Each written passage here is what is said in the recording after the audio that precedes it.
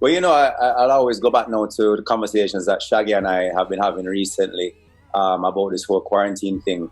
Because one thing that him and I had in common is that we're always traveling. And by traveling, I mean, like, bro, like I get your flight and head down to New Zealand and be in Australia and Caledonia, and I don't get time to spend with my family.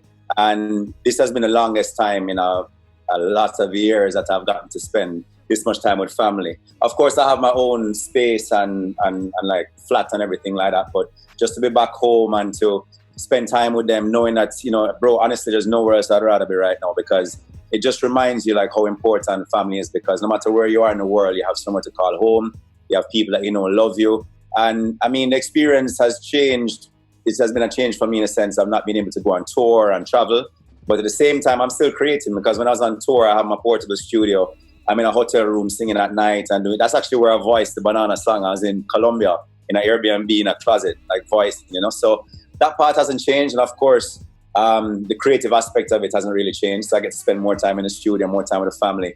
And I've taken up gardening, bro. Like I've started like a whole jungle forest right outside my flat here, bro. And it's been cool, just kind of like taking a time to slow down and growing some plants and seeing the progress and saying like, yo, I did this and I'm doing it, So it's been a good experience for me, bro. And it's just like, the self-growth, it takes a lot of time for, you have a lot of time by yourself that you get to reflect and maybe improve some things that you want to and, kind of reflect in a sense like that. So yes, there's the pros and the cons, but I mean, I'm in Jamaica, I'm in sunshine, I have my family, I have shelter, food. I feel blessed, bro, The more that Shaggy and I have become friends, just, even outside the music side of things or whatever, he has become kind of like a mentor to me and like a bigger brother, you know what I mean? Because he's been through it all, bro.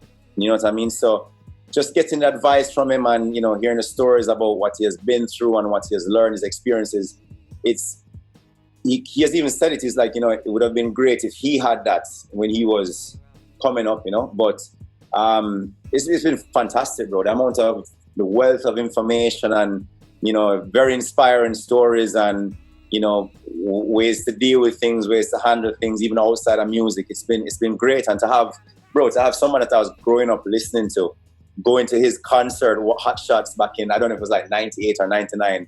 And I was like way at the back, bro. Like I had to put on binoculars to see this dude on stage to actually have a song with him, to sit down and reason and talk about life and music and everything. It's surreal, and it's a blessing. So I'm very grateful to have that opportunity and to be able to move forward like that. And one day that I'm able to do that to, or do that for, or be that person for a younger artist coming up, because I know the struggle and I know how badly I wished I could have somebody there to kind of guide me or to give advice or whatever like that. And just honest advice, real advice with no strings attached kind of thing, So it's good, bro. It's good. And I definitely implore anybody that is a bigger artist or whatever to kind of take a step back and look at younger artists and see where they can, offer guidance or anything like that, because it's important,